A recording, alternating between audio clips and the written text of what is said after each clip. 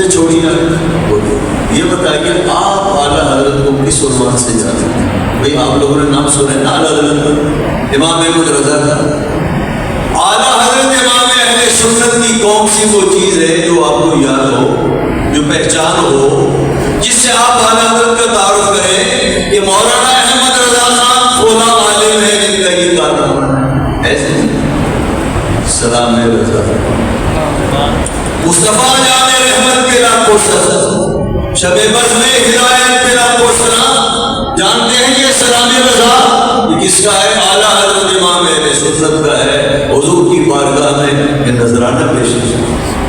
میں نے اپنی زندگی میں عربی میں، فارسی میں، اردو میں نے درجنوں سلام پڑھے، سنے، دیکھے، لیکن بخدا اعلیٰ حضرت جیسا کلام، سلام رضا جیسا سلام میں نے حسین و جمیل پرکشش میں نے نہیں دیکھا.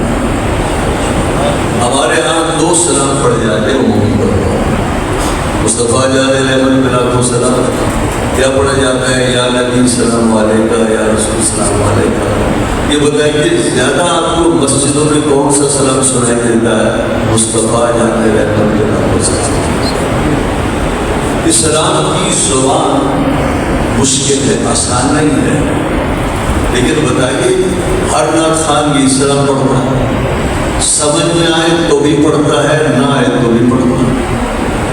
پنجابی بھی اسے پڑھتا ہے، اردو بھی پڑھتا ہے، اسے پٹھان بھی پڑھتا ہے، اسے فروہی بھی پڑھتا ہے، اسے سندھی بھی پڑھتا ہے. ہر زبان کا آدمی پڑھتا ہے. کیوں پڑھتا ہے؟ اس لیے کہ اللہ رب العزت نے آپ کے اس کلام کی ہیبت و محبت اپنے بندوں کے دلوں میں ڈالی. یہ کسی چیز کے مقبول ہونے کی نشانی ہے. جب کلام مقبول ہو تو پھر کلام کیا ہوتا ہے؟ بغیر سوچے سمجھے انسانوں کی زبان پر اللہ جاری فرما دیتا ہے. توجہ ہے بھائی. ایک گزرے حضرت امیر خسرو اور ان کے پیر و مرشد گزرے حضرت نظام الدین محبوب گیلانی دہلوی. حضرت امیر خسرو کہتے ہیں میں جب بھی اپنے مرشد کی بارگاہ میں جاتا میں 2 کتابیں ان کے پاس رکھی دیکھتا، ان میں سے کسی نہ کسی کو پڑھ رہے ہو.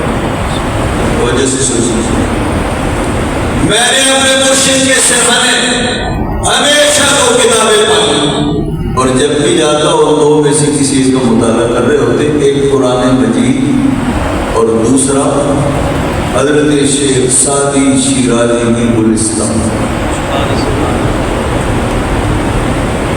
جب بھی میں جاتا تکیب رکھ کر یا تو قرآن پاک کی تلاوت ہو رہی ہوتی یا شیخ سعدی کی گلستان.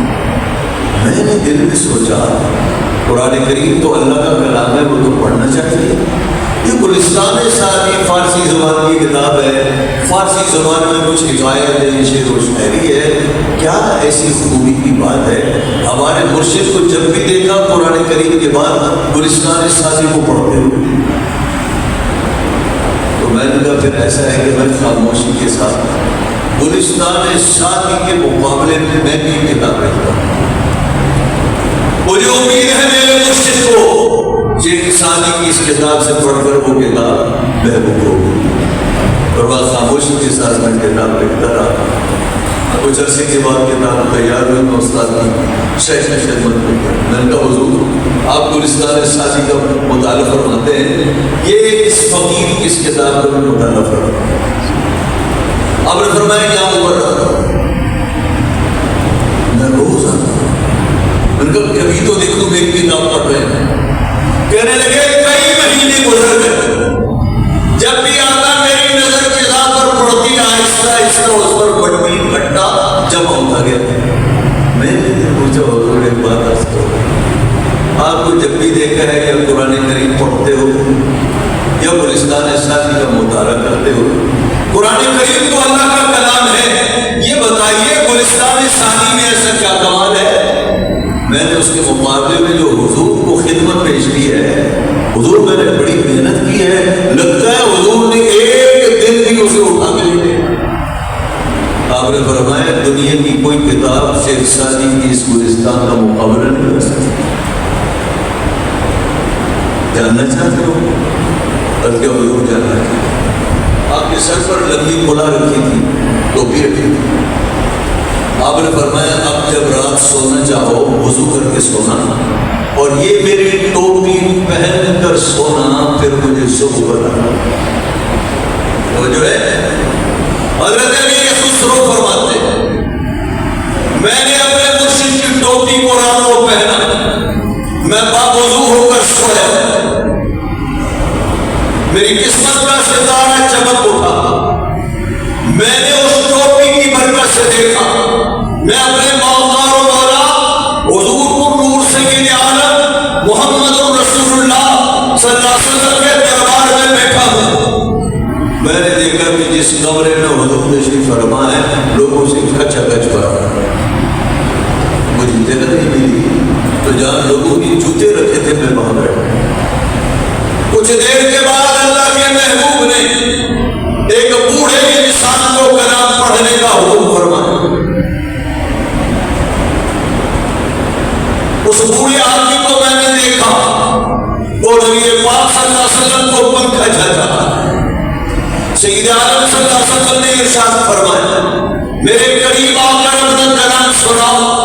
اس بوڑھے نے جھوم جھوم کر اللہ کے نبی کی بارگاہ میں اپنا کلام سنایا, اور اس نے کہا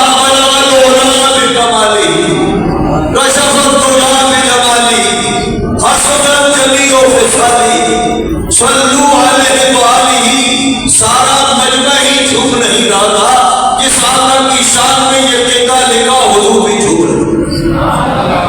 فرمایا اس کے بعد میری آنکھ کھل گئی, میں سمجھ تو گیا, میں مرشد گرامی کی خدمت پہ پہنچا مسکرائے. فرمایا ذرا اپنا خواب ہمیں بھی سناؤ. خواب سنائے. فرمایا یہ بتاؤ یہ جانتے ہو میں کون بزرگ ہے؟ عرض کیا حضور یہ شیخ سعدی ہی تھے. فرمایا کتنا مقام ہے تمہارے اور شیخ سعدی کے درمیان میں؟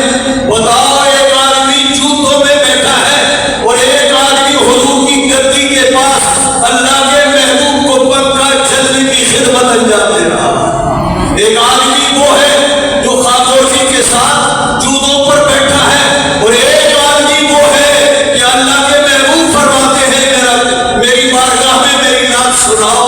بتاؤ تمہارے میں اور شیخ سعدی میں کتنا فرق ہے؟ عزیز جتنا تم دونوں میں فرق ہے اتنا ہی تم دونوں کی کتابوں میں فرق ہے. حضرت امام اہل سنت نے بڑے شاندار کلام ہے, لیکن یہ سلام رضا دیوانے ہدایت کے بخشش کے ماتھے کا جھومر ہے. اور اللہ رب العزت نے اسلام رضا کی برکت سے اس پوری دیوان کو اللہ اور اس کے محبوب نے اپنی بارگاہ میں سے قبول فرمایا. اللہ کے محبوب اعلیٰ حضرت امام اہل سنت کا آخری کارنامہ, آخری دنیا میں ہر زبان میں قرآن کریم کا ترجمہ لکھا. میں پوری وصوف سے کہتا ہوں جو ترجمہ امام احمد رضا نے لکھا کوئی نہیں لکھ سکتا.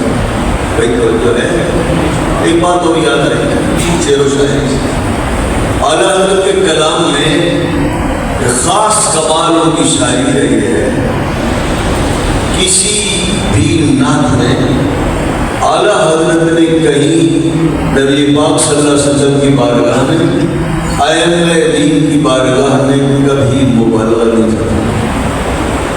جو بات فرمائی درست فرمائی, سچ فرمائی.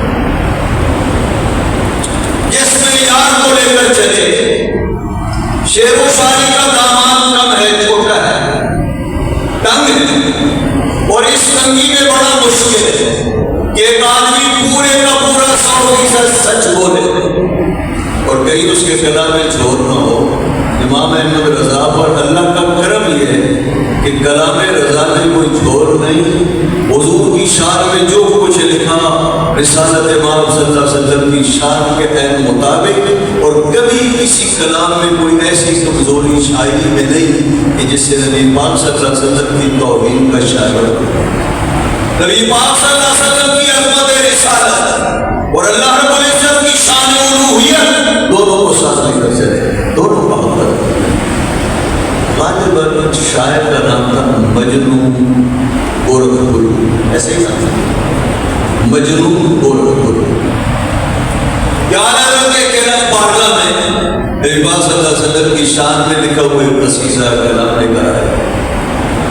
انہوں نے جب کلام سنا ہے ایک مقام پر آدھا حضرت نے ٹوکا کہ نہ کیوں نہیں۔ نبی پاک صلی اللہ علیہ وسلم کے روزے میں گنبد خضرا کے سامنے آج سے 50 سال پہلے 100 سال پہلے کھجور کے 2 درخت ہوتے تھے، تو مجنون گورکھپوری نے ان 2 درختوں کی تصویر اپنی نظر میں کھینچی تھی۔ اس نے کہا کب ہے درخت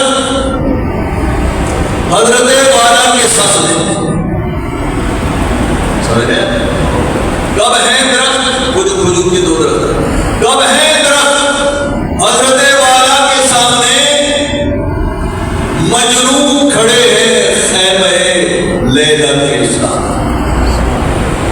آپ کو نہیں سمجھتے تو مجنون گورکھپوری نے کیا کہا؟ گنبد خضرا کے سامنے 2 درختوں کا نقشہ کیسے کھینچا؟ اس نے کہا کب ہے درخت حضرت والا کے سامنے، مجنون کھڑے ہیں لیلے خیمہ کے ساتھ۔ امام علیہ سنت نے فرمایا نہیں، تو حضور کی شان کے خلاف ہے۔ نبی پاک صلی اللہ علیہ وسلم کے روزے اگر وہ آپ نے کہا خیمہ لیلا اور ان درختوں کو کہا مجنون، یہ حضور کی شان نشان نہیں۔ آپ نے فرمایا یوں کہو کب ہے درخت حضرت والا کے سامنے، قدسی کھڑے ہیں عرش معلا کے سامنے۔ کب ہے درخت حضرت والا کے سامنے، قدسی کھڑے ہیں عرش معلا کے سامنے۔ یہ ہے دماغ